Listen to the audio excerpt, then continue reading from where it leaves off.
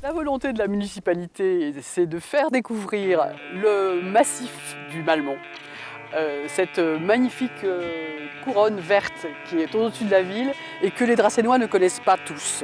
C'est Clarisse qui a participé à la création de tous ces sentiers et de façon magistrale. L'avantage du Malmont, c'est que vous avez 245 hectares de forêt communale gérée par l'ONF. Le site global du Malmont, l'ensemble du site, c'est environ entre 600 et 800 hectares. Donc on a décidé de créer un partenariat avec l'association Clarisse, qui est quand même une structure qui est connue pour sa compétence en matière donc, de création de sentiers. C'est un chantier d'insertion avec des gens qui apprennent effectivement le métier, mais au final, on a quand même quelque chose de net, quelque chose de propre. Les gens sont contents, hein, l'ONF est ravi de notre travail, ainsi que les randonneurs dracénois, ainsi que toute la population.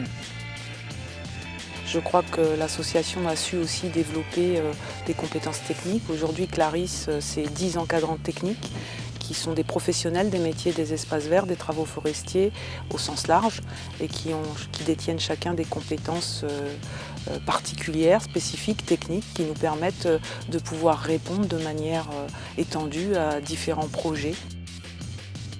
Ça peut aller de ce type de travaux de débroussaillage en zone dite protégée où on a des espèces à préserver, ou ça peut être des interventions en zone Natura 2000, ça peut être des interventions dans le nettoyage de rivières, ou ça peut être du débroussaillage classique ou de l'entretien des espaces verts classiques dans des zones plus urbaines.